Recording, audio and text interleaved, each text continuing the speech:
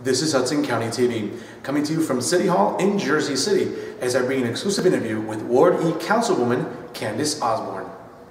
During my sit-down with Councilwoman Osborne, she had plenty to say about a property right on Marion Boulevard between 8th and 9th Streets respectively that's coming under a lot of discussion and scrutiny in recent days. The reason why the meeting took place is because one of the things that I noticed as a resident and also while talking to people when running for office was that there's sporadic levels of involvement of the community on development projects, and one of the things I wanted to change, and I've worked with the neighborhood associations and some concerned residents on, is how do we create a system where we have people engaged in the development process earlier on.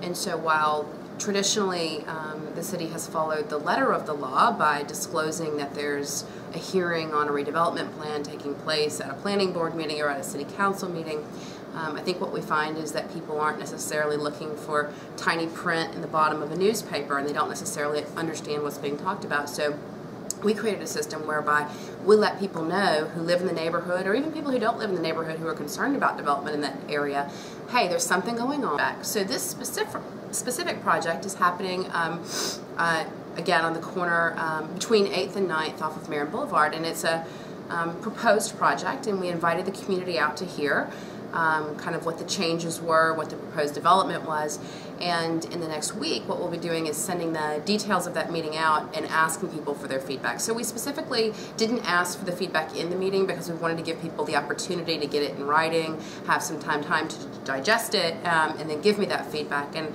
hopefully it's the beginning of a collaborative process to make sure that it really becomes a win-win for everyone in the community.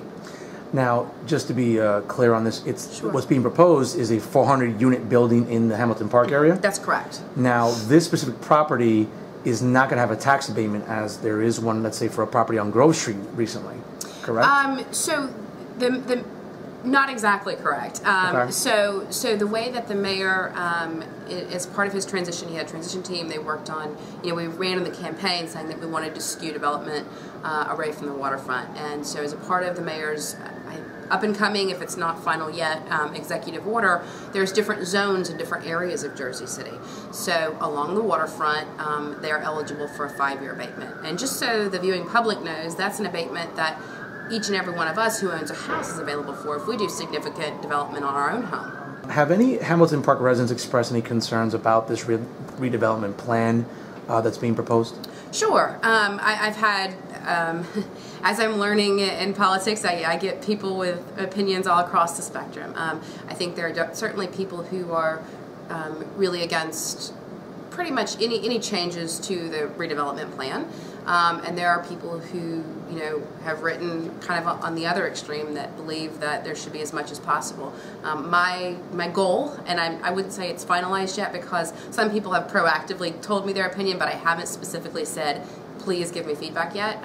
My goal over the next couple of weeks is to solicit that feedback, and we'll see kind of where that leads us. Thank you so much for watching. For more programming, please go to HudsonCountyTV.com. Don't forget to follow us on Facebook and Twitter. For everyone here at Hudson County TV, I'm Fernando Uribe. You stay classy, everyone.